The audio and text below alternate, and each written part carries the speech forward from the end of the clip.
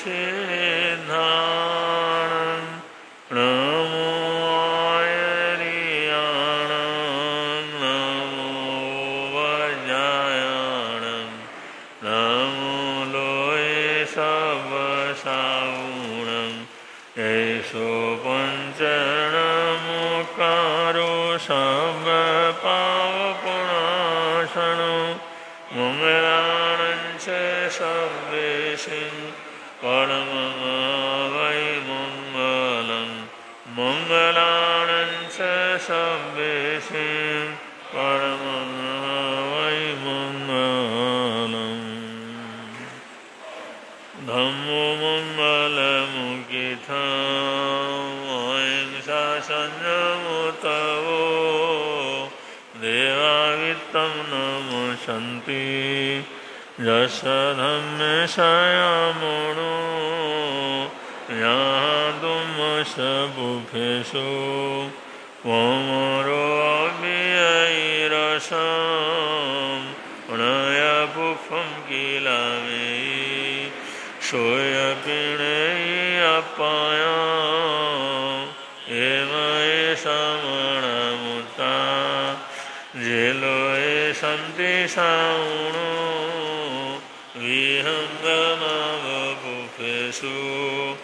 दानवत्ते शनिरया वयं च वित्तिं लभमो प्रणयकोयि उवामयि आहगणेषु रियन्ते उभेषु भौमराजा मौगारसमबुद्धा जेवन्ति अनिशया नानापिण्डरयादन्ता येन मुच्यन्ते सावणोति।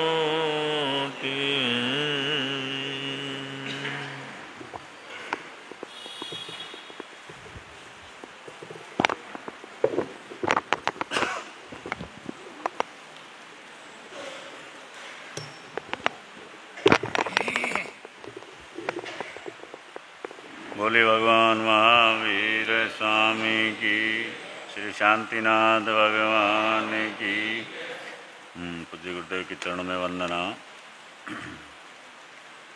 नमस्कार तुमको गुरुदेव प्यारे, नमस्कार तुमको गुरुदेव प्यारे, नमस्कार तुमको शासन सितारे, नमस्कार तुमको शासन सितारे, नमस्कार तुमको तपोधन हमारे, नमस्कार तुमको तपोधन हमारे, नमस्कार तुमको सबके सहारे, नमस्कार तुमको सबके सहारे, नमस्कार तुमको माँ जान की जाया, नमस्कार तुमको माँ जान की, नमस्कार तुमको ख्याल सिंह के राया, नमस्कार तुमको ख्याल सिंह, नमस्कार तुमको भीष्म पिता कहाए, नमस्कार तुमको भीष्म पिता, नमस्कार तुमको राजऋषि सहाय, नमस्कार तुमको राजऋषि सहाय, नमस्कार तुमको गुरु निहाल तपस्वी, नमस्कार तुमको गुरु निहाल तपस्वी, नमस्कार शांति यशस्वी नमस्कार खूब फूल शांति यशस्वी नमस्कार तुमको आए मिल के धारक नमस्कार तुमको आए मिल के धारक नमस्कार तुमको भक्तों के तारक नमस्कार तुमको भक्तों के नमस्कार तुमको गुरु सुमति के दाता नमस्कार तुमको गुरु सुमति नमस्कार तुमको मंगल पाठ प्रदाता नमस्कार तुमको मंगल पाठ प्रदाता नमस्कार तुमको हे मौनी विहारी नमस्कार तुमको हे मौनी विहारी नमस्कार तुमको महाव्रतधारी नमस्कार तुमको महाव्रत नमस्कार तुमको नमोकार साधक नमस्कार तुमको नमोकार नमस्कार तुमको दिन धर्म आराधक नमस्कार तुमको दिन धर्म नमस्कार तुमको देवों के देवा नमस्कार तुमको देवों के नमस्कार तुमको करो पार खेवा नमस्कार तुमको करो पार नमस्कार तुमको गुरुदेव प्यारे नमस्कार तुमको गुरुदेव प्यारे नमस्कार तुमको शासन सितारे नमस्कार तुमको शासन सितारे नमस्कार तुमको तपोधन हमारे नमस्कार तुमको तपोधन हमारे नमस्कार तुमको सबके सहारे नमस्कार तुमको सबके बोले भगवान महावीर स्वामी की पंचम गणधराचार्य भगवान श्री सुधर्मा स्वामी भगवान की उच्छिशुणं समणमाहणाय अगारिणोय प्रतिथ्याय सेकेयिने गन्तह्य धम्ममाहु अणेलि संसाहु समीक्षयाय कहं च नाणं कहं दंशनं से शीलं कहं नाय सूयस्य आसि गणासीनं भिक्खु जातैनं आसूयं भूहि जानि सन्तं के अन्नयसे कुशले महेशि अनंत नानीय अनंत दंसी दशंसिनो चक्षुपहेधियस्य गणाहि धम्मं च धीं च पेहि ऊर्ध्वं वहेयं तिर्यं दिशासु कषाय जेथा वर्जेय पाणा शेनिच निचे समीक्षपन्ने दिव्येव धम्मं संयमुदाहु शेषवदंसी अभिभूय नानि निराम गंधे धीमं ठियप्पा अनुत्तरे सब जगन सिविजम गंथातीते अभयनाऊ पन्ने अणियचारी ओहंतरे धीरे अनंत चक्षु अनुत्तरे तपई सूर्यवा वैरोयनिन्देवतमं पगासे अनुत्तरं धम्ममीनं जिनानं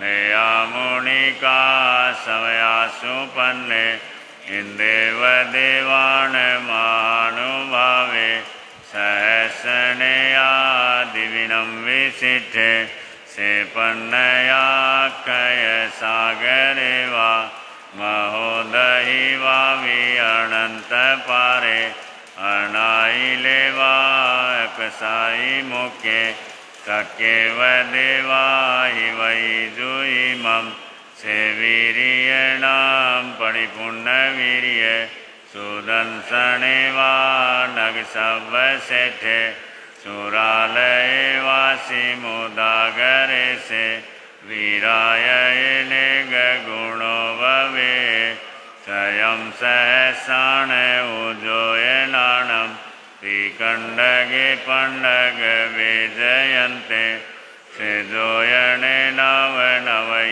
सहसे उद्धूषितो एठ सहस्रमेघम् उठे नवे चिठई भूमिवर्तिये जं सूर्यानुपर्यटयन्ति सेहेमवन्ने वौनन्दनेय जं सिम्रहीं वेदयन्ति महिन्दा सिपवये सदमपगासे यही कंचन मठवन्ने अनुत्तरे गिरिसूय पवदुगे गिरिवरे से जलिये भौमे महीये मज्जं मिठिये नगिंदे पन्नायते सूर्य शुद्धले से एवं सिरिये उसभूरि वन्ने मनोरमे जोयई अच्छी माली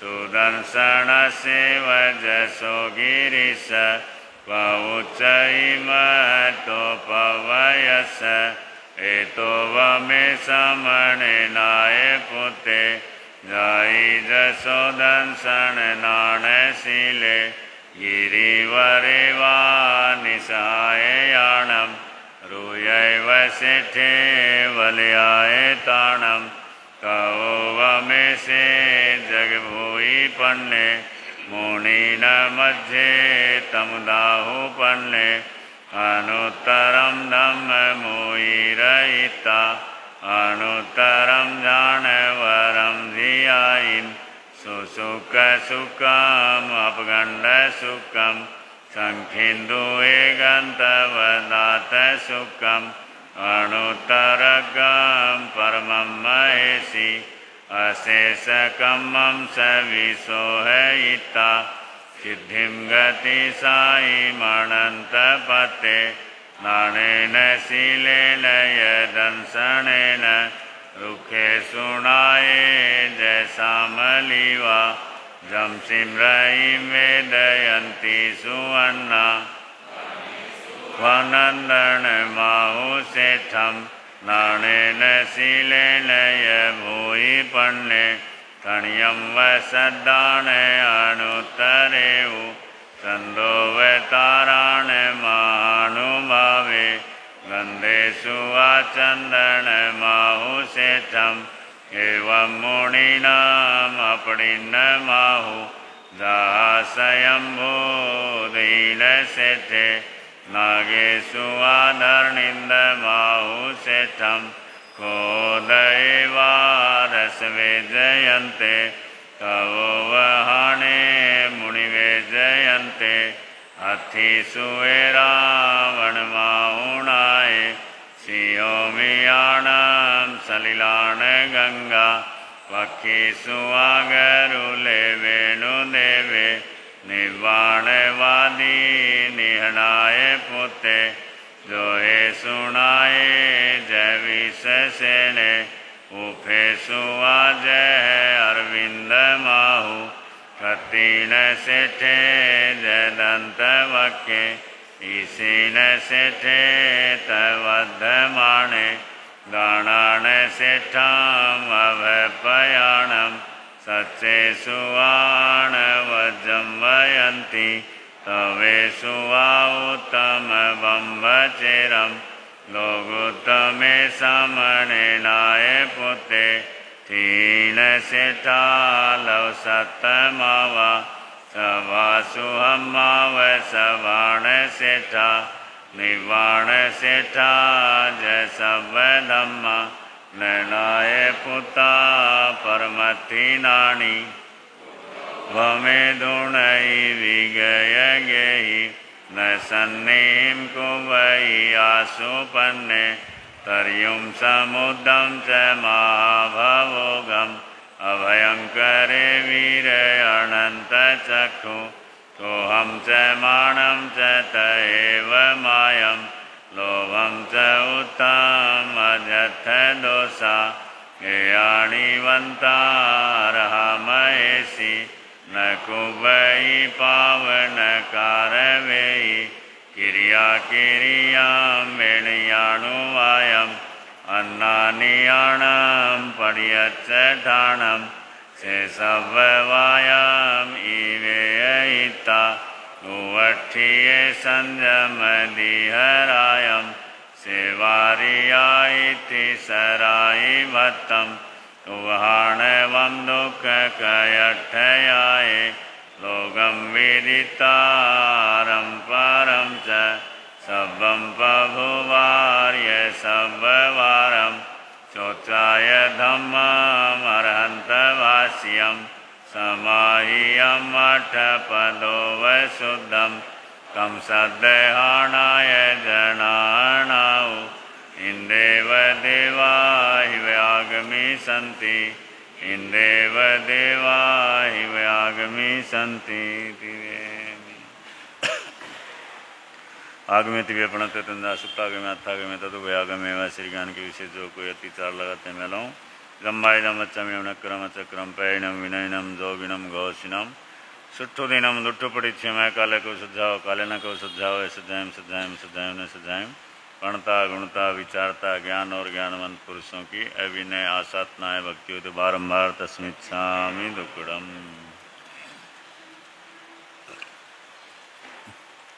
चरम तीर्थंकर हमारे शासन के नायक भगवान महावीर स्वामी का आध्यात्मिक गुणानुवाद आप लोग सुन रहे हैं। अपने शिष्य जम्बू स्वामी की जिज्ञासाओं को समाधान देते हुए सुधर्मा स्वामी बतला रहे हैं और पिछले कुछ दिनों से सुमेरु पर्वत के माध्यम से भगवान के गुणों की तुलना की जा रही है कि जैसे उस सुमेरु पर्वत में अनेक विशेषताएं हैं, वो स्वयं में शाश्वत पर्वत है और बड़ा लंबा चौड़ा। वो सब गाथाओं में आया 1,00,000 योजन और जिसके ऊपर देवता लोग भी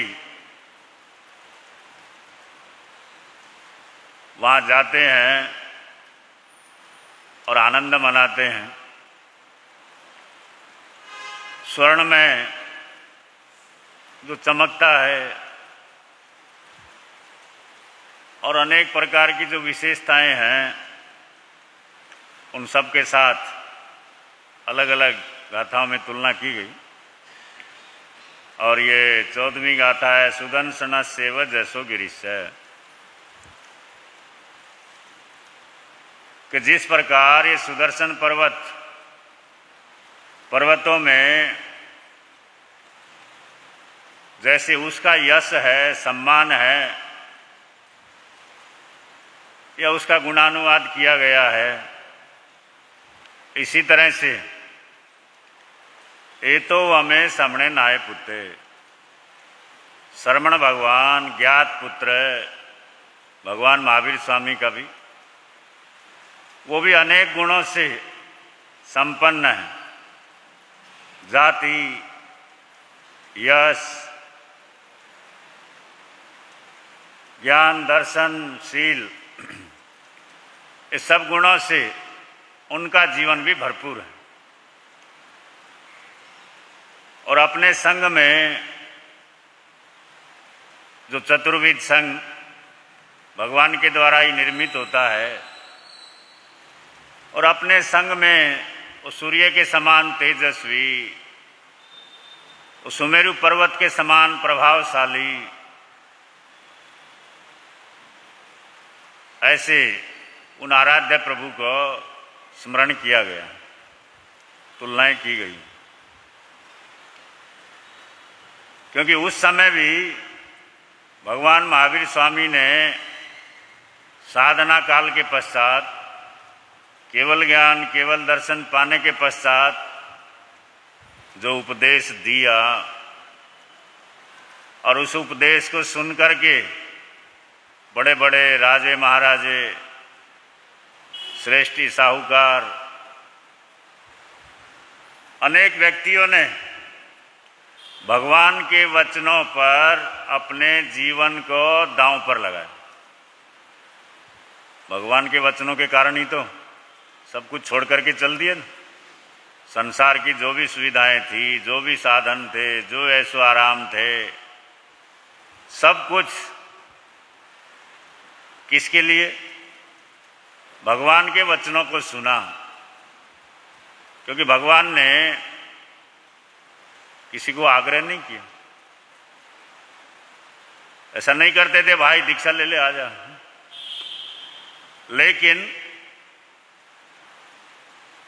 वो ऐसे पन्ने खोल करके रख देते थे कि सत्य क्या है, यानी सही क्या है, गलत क्या है, आत्मा के लिए क्या हितकर है, क्या अहितकर है, इस प्रकार का वो विवेचन देते थे। व्यक्ति की आंखें खुल जाती थी, उसके ज्ञान के नेत्र खुल जाते थे, और सब कुछ छोड़ छाड़ करके भगवान के प्रति समर्पित हो जाते थे। क्योंकि जैन साधना आज भी कोई आसान नहीं है। जैन साधु का जीवन जो भी सुनता है, देखता है कि आज के समय के अंदर भी संसार की सब सुख सुविधाओं को छोड़ करके इस तरह से त्याग पथ के ऊपर चल पड़ना।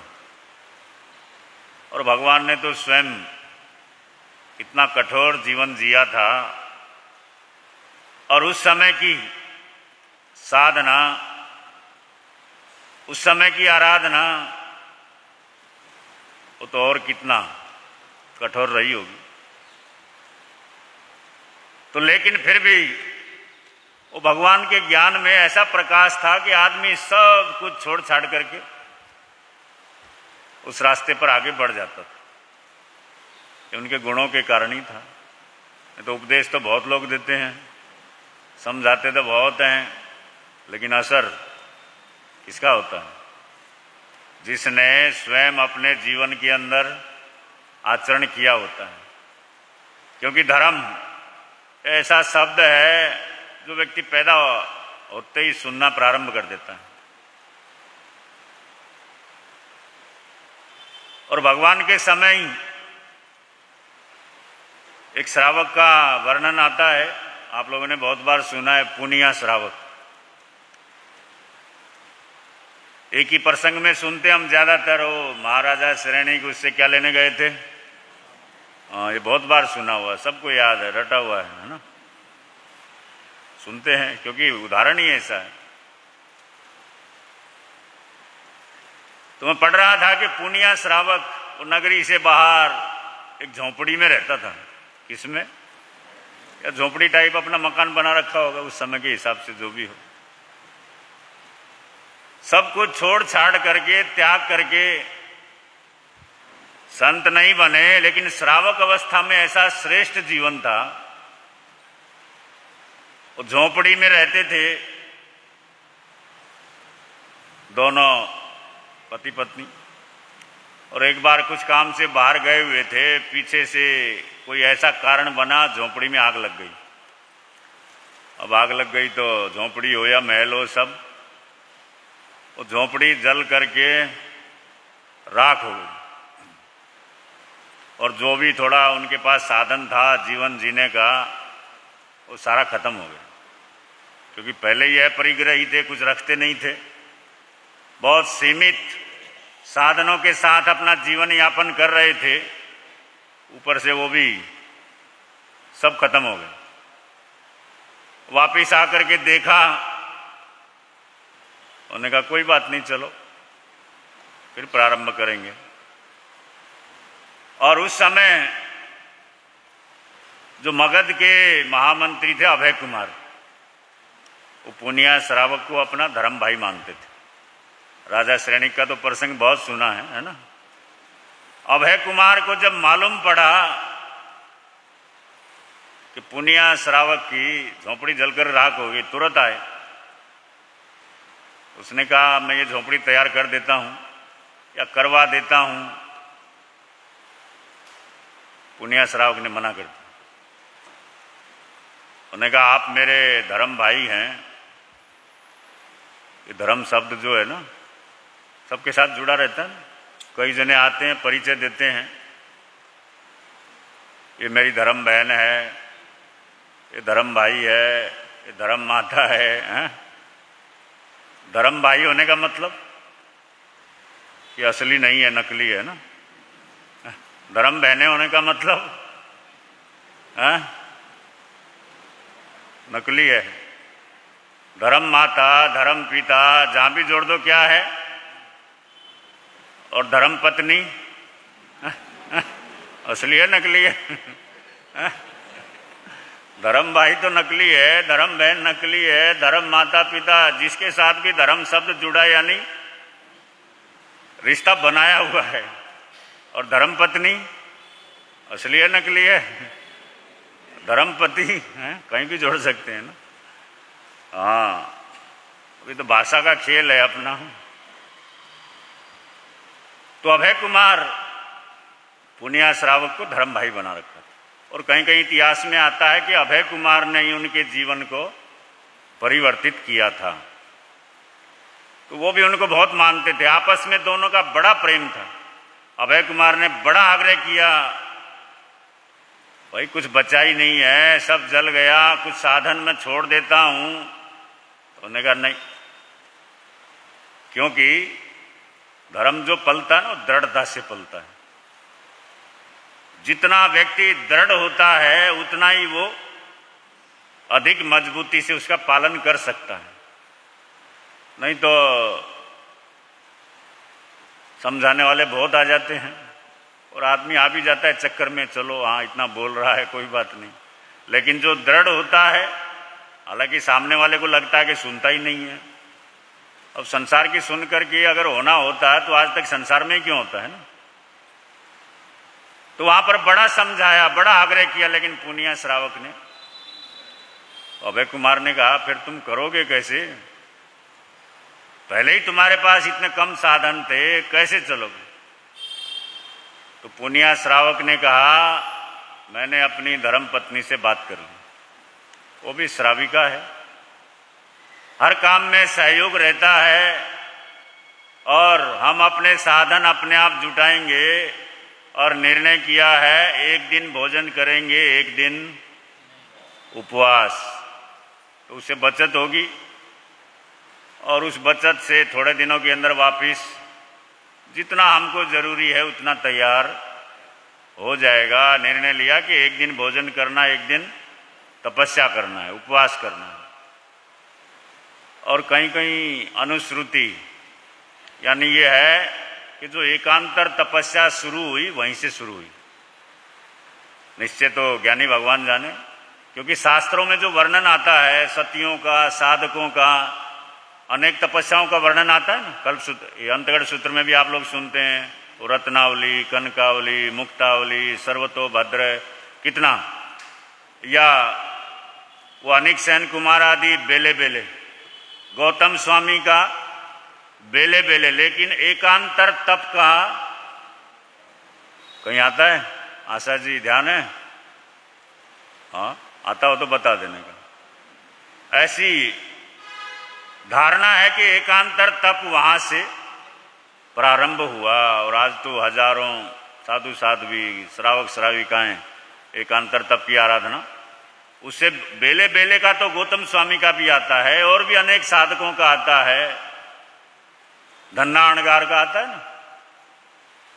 पारना भी किससे करते थे? आयम्बिल से। तो अनेक प्रकार की तपस्याएं जिन शासन में होती हैं, तो ऐसे वो त्यागी श्रावक भगवान महावीर स्वामी के शासन में संत भी एक से एक बढ़कर, धन्ना अणगार का भी अलग से विवेचन आता है, सुनते हैं आप लोग। पुनिया जैसे श्रावक, तो जैसे सुमेरु पर्वत का संसार में यश है, वो भगवान महावीर स्वामी का तो उससे भी बढ़ करके संसार में, अपने संग में उससे ज्यादा, चाहे उनका ज्ञान के रूप में हो, दर्शन के रूप में हो, शील के रूप में हो, सबसे अधिक भगवान हमारे आराध्य तीर्थंकर पुरुष यशस्वी हैं। ऐसे उनके भगवान के गुणों की महिमा चल रही है। बोलिए भगवान महावीर।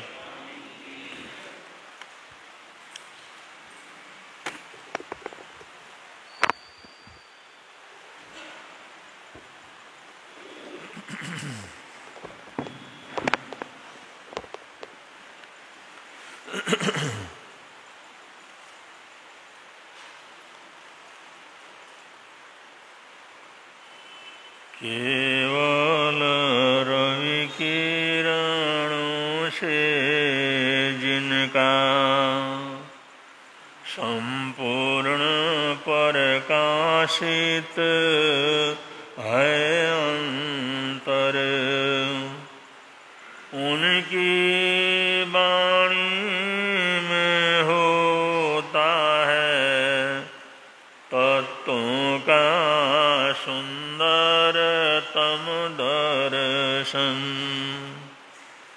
सत्य दर्शन बोधाचरण पथ पर अविरल जो बढ़ते हैं मुनिगण। अरहत देव परम आगम गुरु को, अरहत देव परम आगम गुरु को शत शत वंदन, शत शत वंदन, शत शत वंदन, शत शत वंदन।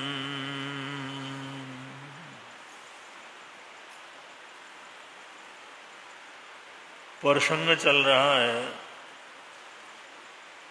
अपने आराध्य आचार्य भगवंतों का, गुरु भगवंतों का, जिन्होंने हमारी धर्म परंपरा को खून पसीना से सींचा, और उन लोगों की बदौलत आज भी ये संस्कृति, ये संस्कार, ये सब धर्म ध्यान करने का वातावरण हमारे को उपलब्ध है। तो ऐसे संघ की समुन्नति करने वाले, संघ की संरक्षक, संघ की जाहो जलाली करने वाले महापुरुष बड़े पुण्यशाली, भागशाली होते हैं। अद्भुत अपने पहले जीवन के अंदर ही साधना की हुई होती है। अपार पुण्यवानी के बदौलत ऐसे पुरुष के रूप में जन्म लेते हैं और एक और नया इतिहास घड़ कर के चले जाते हैं। ऐसे ही अत्यंत पुण्यशाली, भागशाली, अत्यंत पुण्यशाली महान आत्मा थे जिन्हें हम प्रधानाचार्य सोनलाल जी महाराज साहब के नाम से जानते हैं। उनकी पुण्यवाणी कैसी थी वहाँ आप लोगों ने सुना। मथुरा दास जी का, लक्ष्मी देवी का, जो कि सियालकोट के रहने वाले थे, इस परिवार के अंदर उनका जन्म हुआ। जन्म होते ही दाई माता को सोने के मोहरों से भरा हुआ कटोरा मिला और मथुरा दास ने बहुत कुछ उसके ऊपर और डाल करके उस बहन को वापिस दिया। ये चर्चा इतनी चली, ऐसा चमत्कार हुआ। ऐसे हजारों लोग थे जो एक पल के लिए, एक क्षण के लिए उस बालक सोनलाल का दर्शन करने के लिए लालायित रहते थे। अभी तो नामकरण भी नहीं हुआ था, अभी तो नलवाई दवा था, अभी तो 11 दिन भी नहीं हुए थे। लेकिन अड़ोसी पड़ोसी, गांव नगर वाले, सियालकोट वाले, आसपास के लोग, उनकी एक ही ललक रहती थी तो ऐसा योग बने हम उस बालक के दर्शन कर लें जिसके जन्म के साथ ऐसी घटना घटी हो। वरना यही मान सम्मान का प्राप्त करने के लिए बड़ी साधना करनी पड़ती है, बड़ा दान पुण्य करना पड़ता है, बड़ा समय व्यतीत करना पड़ता है। और उस बालक ने तो उस समय जन्म ही लिया था। तो ये पुण्यवानी क्या है? पूर्व जन्म की पुण्यवानी। पूर्व जन्म की पुण्यवानी जब साथ चलती है, जन्म के साथ सारी जाहो जलाली मिल जाती है। उनका नामकरण संस्कार हुआ, अद्भुत मेला लगा, लोग तो उनको छूने के लिए तरसते थे, ऐसा भाग्यशाली पुण्यशाली है। तो ये हमारी जो पुण्यवानी है, ये जन्मों जन्म तक साथ चलती, कुछ नहीं पता लगता लेकिन पुण्यवानी साथ चलती। इसलिए अभी तो उन्होंने कोई जाप पाठ नहीं किया, अभी भजन पाठ नहीं किया, अभी कोई ज्ञान नहीं है, अभी कोई संस्कार नहीं है, जन्म लिया और जन्म लेते ही इतना प्रभाव जिसका हो, इतने लोग उनके प्रति मर मिटने के लिए तैयार रहते हैं। और घर परिवार के लोग, उनकी माता लक्ष्मी देवी होती, हर पल हर क्षण उसका ध्यान रखते थे। एक बार ऐसी घटना घटी, जब थोड़े बड़े हुए हो, उनका बड़ा जो है बंगला था और बंगले के पीछे जो है वो बगीचा था, उसके अंदर बालकोनी बनी हुई थी, सर्दी का मौसम था। वहाँ पर बच्चे को लिटा करके, खाट के ऊपर लिटा करके कुछ काम के लिए अंदर गईं और वो काम करके जिस समय निकले, उनको दूध दाल जो भी पिलाना था पिला करके लिटाया था। वो जिस समय बाहर आकर के देखा तो हैरान परेशान, काटे तो खून नहीं। उन्होंने देखा उस खटिया के ऊपर एक सांप चढ़ा हुआ है और फणधारी सांप है, और वो सांप उनके ऊपर जो है वो अपना फण कर रहा है। उधर से जैसे धूप निकली, धूप उसके मुंह के ऊपर पड़ता था, तो जिधर जिधर धूप पड़ता था उधर उधर सांप वो अपने फण से उस बच्चे को शीतल छाया करता था। और वो बच्चा हाथ पैर मार मार करके, किलकारियां मार मार करके उस सांप से खेल रहा। जैसे वो सांप का फण इधर आता, वो उसको जो मारता, उसको पकड़ने की चेष्टा करता, फिर वो पीछे को होता, फिर आगे को होता, तो फिर उसको जो पकड़ने की चेष्टा करता। ऐसे वो पाला। और वो जो नाग, फणधारी नाग, उसके साथ वो बच्चा बड़ा खेल रहा था। अब कहाँ खिलौने से खेलने का जो समय होता है, और वो सांप के साथ खेल रहा था, बड़ा खुश प्रसन्न। तो माता को तो काटो तो खून नहीं, भाग दौड़ मच गई। सब घर के परिवार के लोग इकट्ठे हो गए। जब देखा, वो सब बाहर आने की हिम्मत भी नहीं करते थे। वैसा काला फणधारी सांप, कहीं काट न खाए, कुछ न हो। कुछ बुजुर्गों ने कहा कि भाई ऐसे घबराने की कोई ज़रूरत नहीं, और काटना होता तो पहले काटता हो, वो तो खेल रहा है, वो तो छाया कर रहा है। फिर सबने प्रार्थना की, सबने भगवान का नाम लिया, पार्श्वनाथ भगवान के भजन वगैरह गाए, उनकी स्तुतियाँ वगैरह की, उनके लिए मंगल कामनाएं की। जैसे जैसे पार्श्वनाथ भगवान की स्तुति की और ये प्रार्थना की, ये नागराज आप तो श्रेष्ठ हैं, आप तो बच्चे के साथ खेल रहे हैं, आप तो उसकी सुरक्षा कर रहे हैं, उसको छाया कर रहे हैं, लेकिन हमारा दिल धड़क रहा है, उसकी माँ परेशान है, इसलिए कृपया आप यहाँ से पधार जाइए, क्योंकि ये लोग इस दृश्य को बर्दाश्त नहीं कर सकते, देख नहीं सकते, वो डर रहे हैं। जिस समय प्रार्थनाएं की, हाथ जोड़ा, विनती की, वो धीरे धीरे वो सांप वहाँ से क्या हो जाता है, चला जाता है। अब इस घटना के द्वारा तो पूरे इलाके के अंदर तूफान मच गया। दुनिया भर के लोग इस बात की चर्चा करने लगे, आने लगे, देखने लगे, मिलने लगे। तो आचार्य भगवान सोहनलाल जी की आत्मा कितनी पुण्यशाली भाग्यशाली थी, वो कितने सौभाग्यशाली आत्मा थे।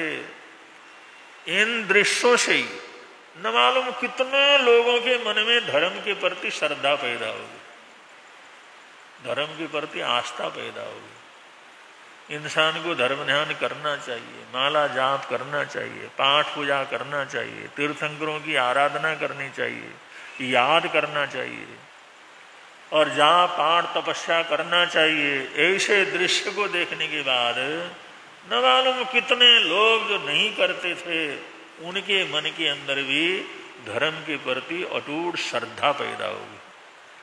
और उन्होंने कोई उपदेश तो नहीं दिया किसी को, वो तो बोले भी नहीं, उनको तो बोलना भी नहीं आता था, तो वो तो बच्चा था, केवल रोना ही आता था या हंसना आता था।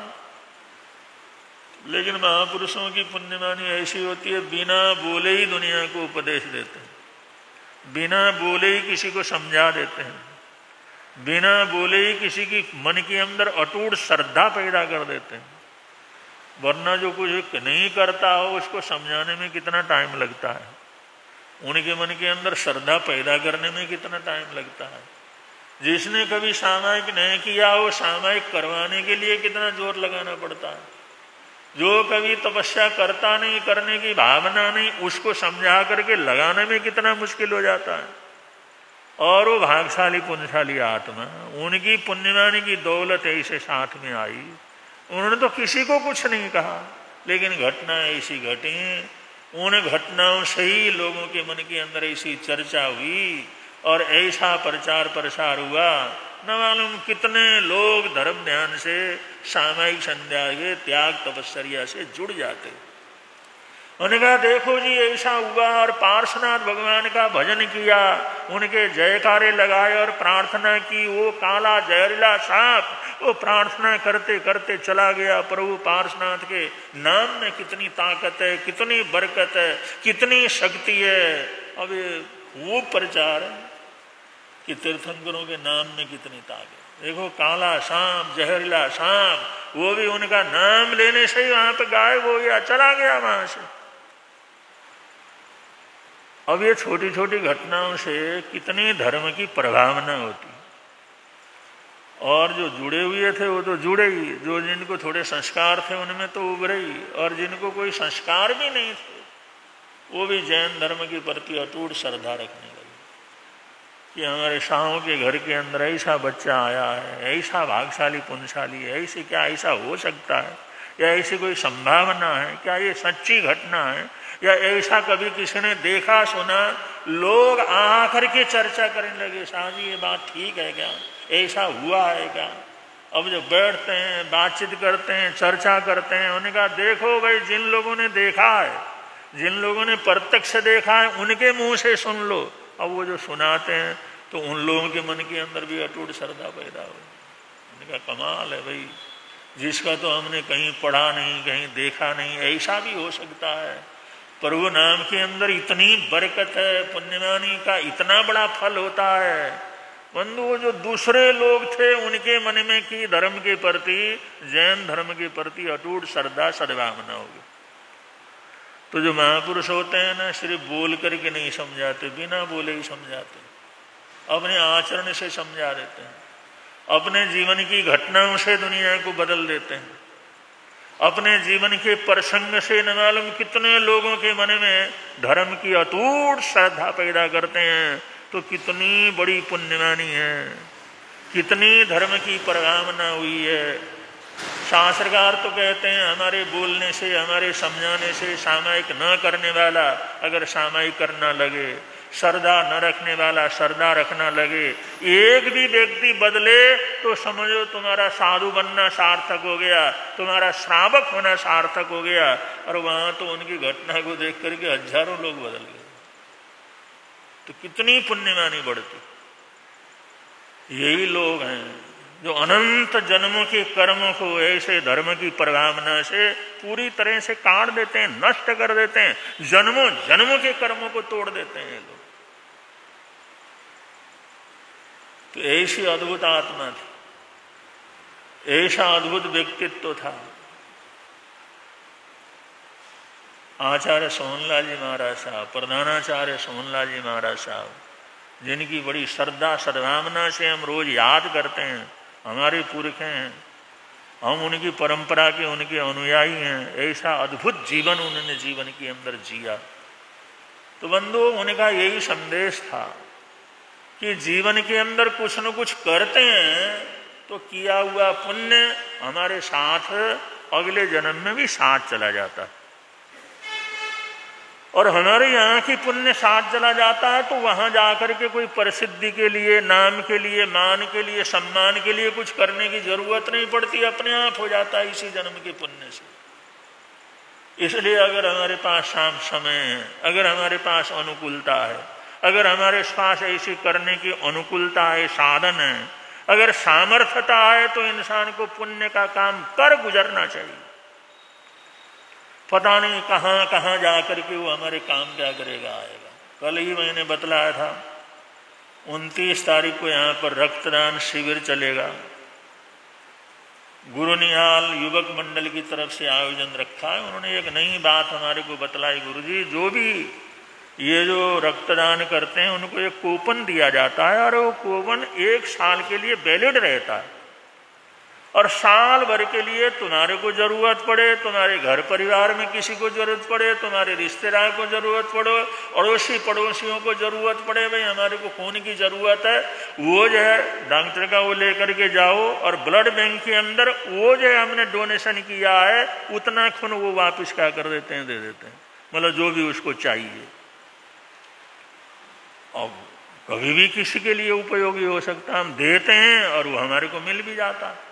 अगर हमारी वजह से किसी की जान बच जाए, किसी रिश्तेदार को, किसी घर को, किसी अड़ोसी पड़ोसी को, किसी बच्चे को अगर वो काम आ जाए तो कितनी बड़ी बात है। आजकल तो एकदम ऐसी हालात होती है, खून की जरूरत पड़ती है, हर हॉस्पिटल में पड़ती रहती है। तो इस प्रकार ये जो रक्तदान शिविर है इसका बड़ा महत्व है और उसके कूपन जो संभाल करके रखते हैं तो ऐन मौके पर उसका उपयोग करके हम साल भर के बीच में किसी को भी सहयोग भी दे सकते हैं। तो इतना अच्छा मौका है तो उस मौके को हाथ से नहीं जाना चाहिए। युवक लोग हर साल जो है इस आयोजन को करते हैं, 4था साल है शायद इनका, हर साल जो है रक्तदान शिविर लगाते हैं। बड़े उत्साहवर्धक युवक हैं तो उनको जितना भी जिनकी अनुकूलता हो रक्तदान शिविर के अंदर जरूर सबने क्या करना है, भाग लेना है। 29 तारीख को होगा और 2 तारीख को गांधी जयंती है और कार्यक्रम रखा गया है सजोड़े जाप का। और उसी दिन हमारे अभिषेक मुनि जी महाराज साहब का भी जन्मदिन है। सजोड़ा जाप, सड़ोजा क्योंकि छुट्टी का दिन है, बच्चों को भी छुट्टी है, बड़ों को भी छुट्टी है। तो 2 अक्टूबर को सजोड़े जाप का बहुत अच्छा कार्यक्रम यहाँ पर संपन्न होना चाहिए। प्रसंग है, अनुकूलता है, हम कर सकते हैं तो जरूर करें, दूसरे को भी प्रेरणा दें, भाई ये कार्यक्रम है तो जरूर आपने क्या करना है, पहुँचना है। धर्म करते हैं तो भी पुण्यवानी लगती है और धर्म करवाते हैं, प्रेरणा देते हैं तो भी उतना का उतना पुण्य इंसान को लगता है। तो ऐसे धर्म दलाली से कभी अपने आप को पीछे नहीं हटाना चाहिए। अगर 2 शब्द बोलने से, प्रेरणा देने से अगर कोई करता है तो ये धर्म दलाली का बहुत बड़ा लाभ मिल जाता है। 2 तारीख को वो कार्यक्रम है और 9 तारीख को आराध्य गुरुदेव पूज्य श्री सुमति प्रकाश जी महाराज साहब उनका जन्मदिन है। बड़ौत में उस दिन जो है एक विकलांग दिव्यांग कृत्रिम पैर शिविर वहाँ पर लगा रहे हैं और उन्होंने सूचना भेजी है, कल आए थे सभी सदस्य, अगर कोई भी किसी की जानकारी में कोई विकलांग हो जिसको हाथ पैर वगैरह न हो तो उनको जापानी तकनीक से वहाँ पर 9 तारीख को गुरुदेव के जन्मदिन के उपलक्ष्य में वहाँ पर विकलांग शिविर लगाया जा रहा है। हाथ पैर और पैरों की जिनको तकलीफ है छोटा बड़ा वो जो है बड़ा व्यवस्थित रूप से वो पैर लगा देते हैं। और ये कार्यक्रम बड़ौत में हमारे प्रवर्तक श्री आशीष मुनि जी महाराज साहब के सानिध्य में 9 तारीख को वहाँ पर संपन्न हो रहा है। और आप लोगों को पता ही है गुरुदेव का जन्मदिन और ओली का पहला दिन रहता है और हमेशा उसको आइंबिल महोत्सव के द्वारा मनाया जाता है। इसलिए जैन नगर निवासी सभी लोगों को, मेरठ निवासी सभी लोगों के लिए आग्रह है, उस दिन एक आइंबिल गुरुदेव के स्मरण में, गुरुदेव के जन्म जयंती की बधाई के रूप में सब लोगों ने आइंबिल का करना है।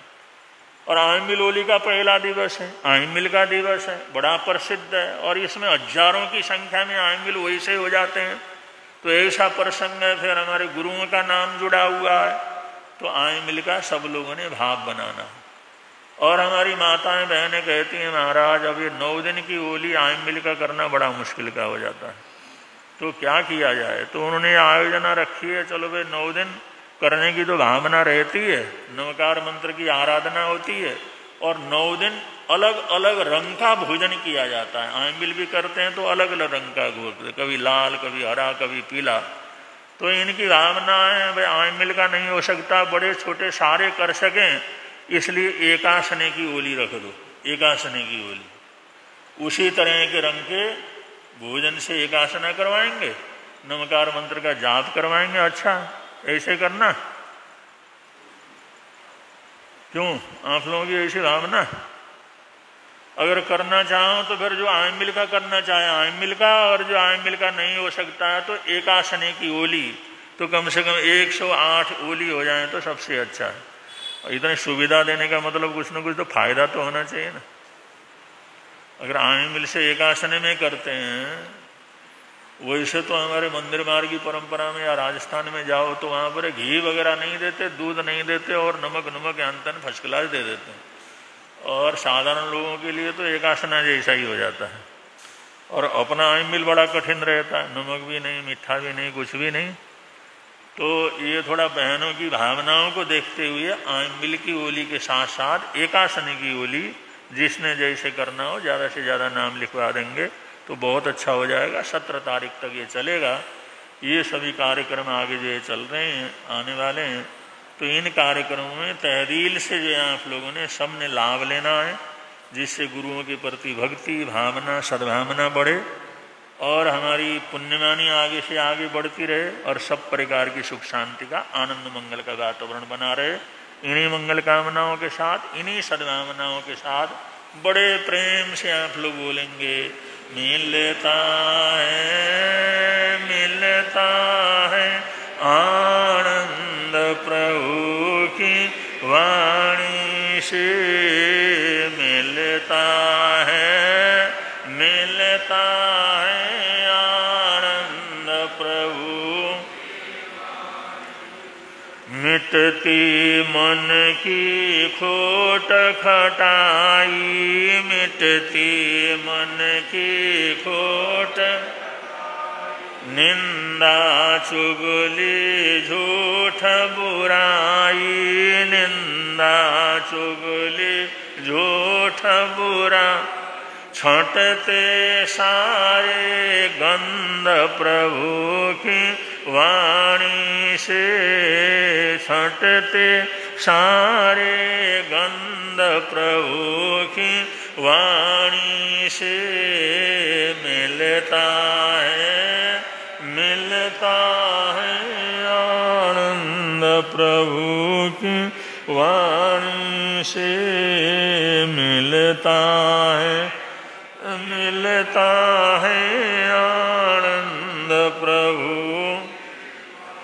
प्रवर्तक शांति गुरुवर प्यारे, प्रवर्तक शांति गुरुवर, जीवन नैया के रखवारे, जीवन नैया के रख, जोड़ गए संबंध प्रभु की वाणी से, जोड़ गए संबंध प्रभु की वाणी से, मिलता है आनंद प्रभु की वाणी से, मिलता है आनंद प्रभु।